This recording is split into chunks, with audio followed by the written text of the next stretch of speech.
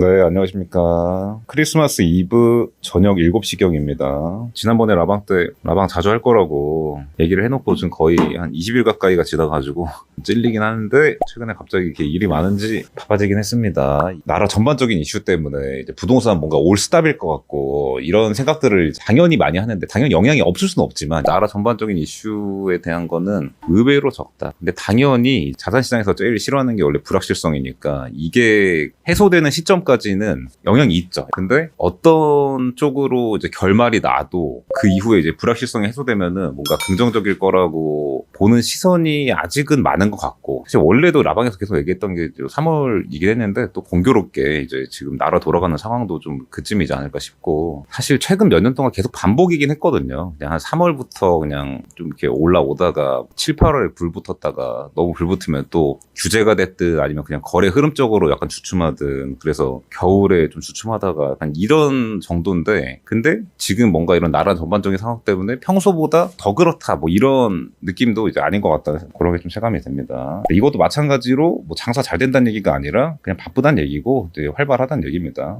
저만의 케이스를 얘기하는 게 아니라 그러니까 투자자들이 이렇게 물건 보러 다니고 상담 받으러 다니고 이런 게 많이 보입니다. 지난 라방에 사실 좀 메인 토픽이 그 더페레73 얘기였었는데, 그때 당시에는 이제 MOU만 맺은 거고 뭐가 될지 모른다, 매매 계약 체결한 것도 아니다, 뭐 이런 얘기를 했는데, 제가 라방 하고 나서 그 이후에 또 기사화가 됐던 게 노인복지를 할 거다. 근데 기사화가 됐습니다. 근데 제가 지난 라방에서 열변을 토하면서 했던 얘기가 그거지 않습니까? 기억하실 겁니다. 그 노인복지가 우리나라 전반적으로 이제 고령화 되니까 유망한 거는 부정할 수 없죠. 그건 당연한 거지. 그리고 또 하이엔드 뭐 어쩌고 이런 것들이 이렇게 불경기일 때 시장도 안 타. 그러니까 그 하이엔드랑 노인복지를 섞으면 좋지 않을까? 이게 너무 쉽게 이렇게 이제 결론을 내버리는 경향이 많은데, 의외로 하이엔드는 완전히 이제 최상위 타겟으로 하게 되면은 노인복지가 포지션이 애매하다. 예를 들면은 아예 중심지에 한다고 할 때 오피스텔 됐든 뭐가 됐든 요즘 평당 2억 얘기를 많이 하는데, 노인복지는 제도적인 이유 때문에 투자 상품으로 만들 수도 없어요. 그래서 이제 보증금 넣고 월세 내는 이런 개념으로 가는 건데, 35평에 평당 2억 해가지고 70억 보증금 낼 거면은 거의 나인원 한남 전세 가격이에요. 75평.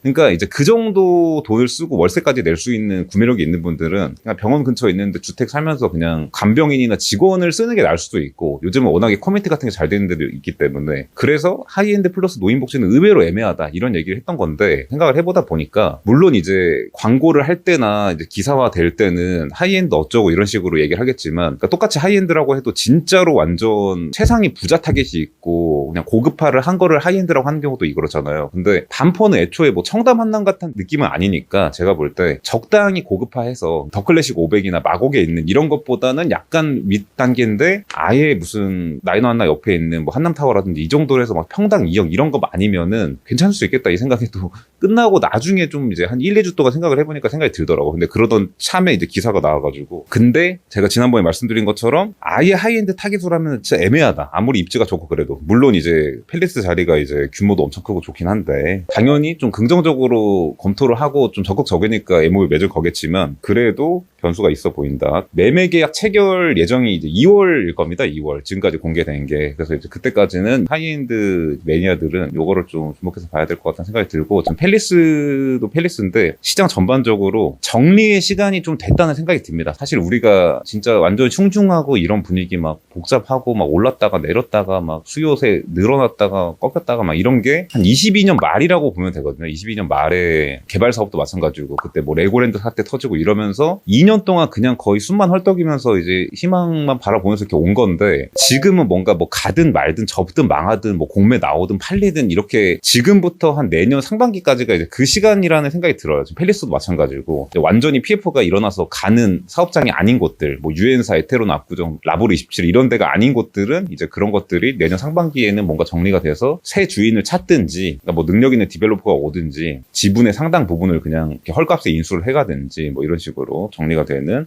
방향들이 되지 않을까. 왜냐하면 이 시행사 혼자서만 판단할 수 있는 게 아니다 보니까, 시공사도 있고 금융권도 있고, 근데 이 사람들도 나름의 자기들도 사업이 있는 거니까 이제 판단을 하는데 어려움이 있어서 이제 미뤄졌던 건데, 근데 지금은 이제 그게 좀 정리의 시간이 된 것 같아서, 그리고 이제 매수자들 입장에서도 내년 시장이 불확실성이 엄청나게 있지만 거치는 데드라인이 그래도 좀 있잖아요. 그런 걸 보고 지금 이렇게 불확실할 때 배팅을 하는 이런 흐름이 좀 있는 것 같습니다. 그러니까 일반 주택 구매자는 당연히 불확실성이 있으면은 안 사고 기다렸다가 뭐 나중에 살려고 하는 이런 게 더 많을 수 있는데, 뭐 디벨로퍼나 뭐 소위 말하는 업자 이런 사람들은 한 발 더 앞서서 기획해가지고 상품을 내놔서 이제 크게 성공하려고 하는 거니까 그런 흐름이 좀 있다. 그런 흐름이. 그리고 제가 지난번에 그 3대 호상 얘기하면서 악플을 너무 많이 받아가지고, 근데 그걸 뭐 일일이 또 댓글에다가 반박하는 것도 웃기고 그렇게 해봤자 많이 이제 보여지지도 않고 하니까 기회가 되면은 영상에서 풀어내려고 이제 답변을 안 하고 뭐 그러고 있었는데, 용산 국제업무지구는 안 될 것 같고 GBC는 될 것 같다고 하는 이유 중에 물론 뭐 사업가 공무원의 차이 이런 것도 있지만, 왜냐면은 그 국제업무지구는 코레일이 75%인가 그렇고 SH공사가 25%인가 그런데, SH공사는 서울시 100%고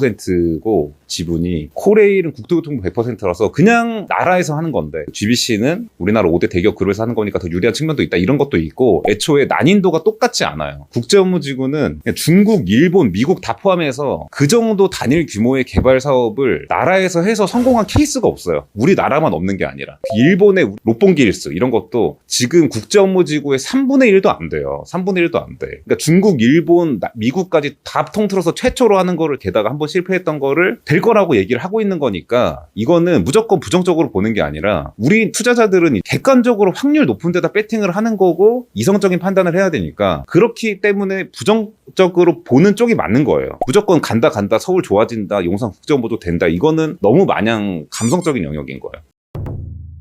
요즘은 오히려 이제 많이들 아시겠지만 진짜 비싼 공동주택도 뭐 성수동, 한남동 뭐 이런 데 있기도 하고, 삼성동 아이파크도 한동안 꽤 안 올랐어요. 물론 전반적인 시장이 많이 올랐으니까 삼성동 아이파크도 좀 메이저 고급 아파트니까 오르긴 했지만, 사실은 은근히 대체재가 없는 아파트인데도 불구하고 못 올랐단 말이에요. 근데 그게 토어제 영향도 있고, 근데 부동산은 제가 이제 쭉 보니까 가치 대비 가격이 좀 차이가 나는 게 날 수 있어. 그게 여러 가지 이유로. 그러니까 운도 있는 거죠. 근데 그게 한 뭐 2년? 이 정도 되면은 결국엔 이렇게 수렴해 나가는 이런 느낌인 것 같아요. 저번에 압구정 거주자는 발악하는 거 웃기더라고요. 그러니까 저도 사실 좀 씁쓸했던 게 뭐냐면, 사실 여러분들 이거 박태환TV 보시면서 느끼실 겁니다. 제가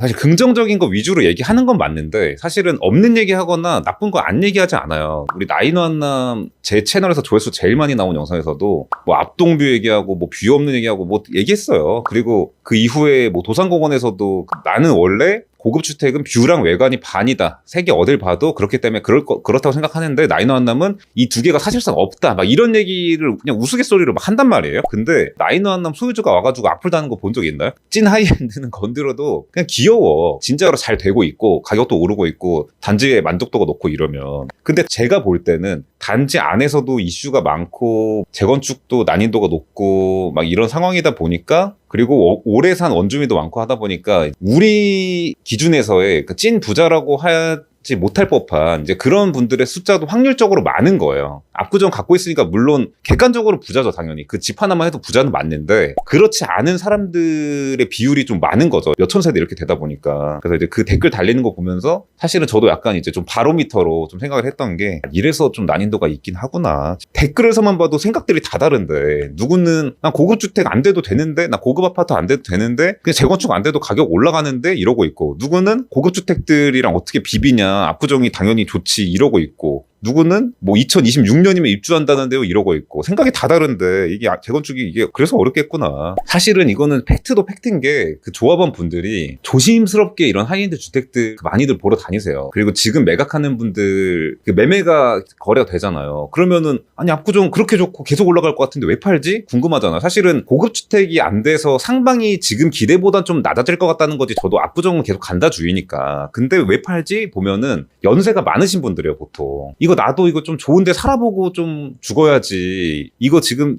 베스트 시나리오대로 가도 15년은 있다가 입주할 것 같은데, 근데 나 지금 막 60대 이상이야. 70대, 80대야. 이러면은 그냥 지금 팔고 다른 데 뭐 전세를 가든 그냥 신축 대형 아파트나 고급 주택을 가서 거주하든 이런 생각이더라고요, 보니까. 그냥 이제 자체 통계 내봐도 그런 상황입니다.